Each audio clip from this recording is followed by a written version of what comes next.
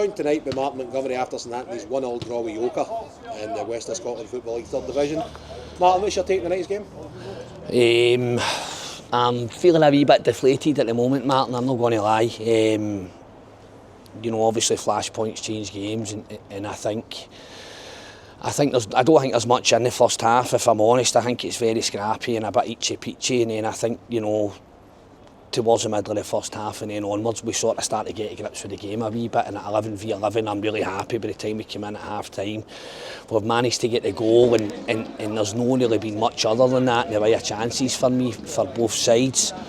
The message at half time is just to go back out and pick back up where we left off and sort of find our way back into the game again, and then we kind of expected a wee sort of early response for Yoker, and we got that, and I felt we dealt with that relatively well, and then obviously there's the incident happens with the red card over in the corner, which I didn't really know too much about. It looked like a full forward player, but there's obviously been some sort of afters.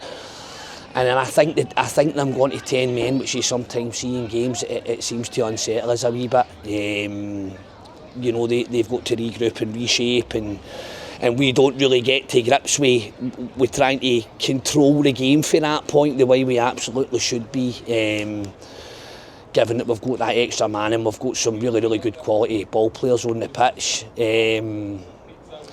So that's disappointing, and to be fair to Yoker, they have a really, really good spell at 10 men, and they create a couple of chances, and Big Coops makes a really, really good save. But I think for us, and it's in no way making excuses, but to then add insult to injury, when Big Aiden picks up the injury and we've got to take him off, we're then shifting midfielders into play at the back, and the team becomes a wee bit disjointed.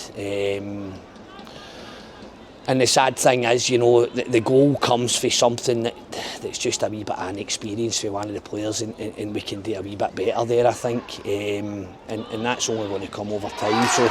So disappointed that we lose a goal. I would need to see that again, and to see exactly what goes on after that. Shouts for offsides and what have you. But the bottom line is, we've got to just empty that ball, and we don't do it, and then we get punished for it.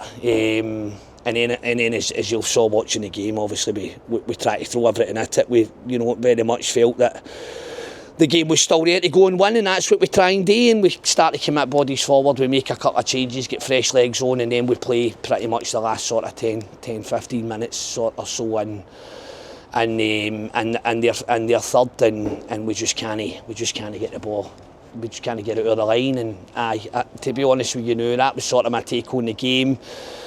I felt this was one that we came out with a really good chance of winning, and he'd be walking away, having lost the lead against 10 men is always going to be a wee bit sore. But listen, you've got to draw the positives for it. It's points on the board. It's a point away from home, and it was something that probably, if we could do that last year, it might have helped us a wee bit. So we've just got to look on to next week now and aim to try and get that first win in the next game. When we go to next week, it's away to Craigmark. Yeah. Another tough match. Yeah. And it also means that we've caught up, by that time, we'll have caught up everybody, because obviously after the border, everybody's played 4, we've played 3. Yeah. So what's your thoughts going into that one? Well, listen, it's going to be tough. Craigmark's obviously a team that we played twice towards the end of last season. And when I was asked my opinion on the teams that I thought were going to be up there challenging at the top end this year, Craigmark were the one that I earmarked along with Port Glasgow, who we've also played now, Martin. So I actually believe that when things start to settle down and you can get a sort of clearer vision of the teams that are going to be up there at the top end, I'm fairly confident you're going to find that the teams that we've played over the first 4 or 5 games are all going to probably be there or thereabouts, and you'll probably find that looking back we'll have one of probably the sort of trickier starts. But the reality is, you can look at it 2 ways. You get the games out the road early, and then you maybe look at some more winnable ones, and that's no any disrespect to any team in the division. They're all difficult games, but I think Craigmark's going to be right up there, and that's going to be a very, very tough place to go next week. But I also believe that anybody in the division can beat each other, and I think that we're getting better week on week. And I fancy to go down there and take something, and that's what we'll be looking to go and do. I don't think I think we've been in every game that we've played, Martin. I think that's what's frustrating. You know, you look at the Easterhouse game, we start really well, we fail to take our chances, and then we get a bit of sucker punch in that game. And then if you look at the Port Glasgow game last week again, we actually start that game really well as well. And if we can convert an early chance, then maybe things are a wee bit different. But I feel we're getting there, and as I said to you last week, we're still very much a work in progress, and you know, there's a real lack of depth that I've got at the moment in certain areas of the park, and as I mentioned last week, we're going to need a wee bit of time to just try and get the right bodies in, but I'm confident we'll do it. Magic. Well, points on the board, up the road. All the best, Monty. Thanks. 3, 2,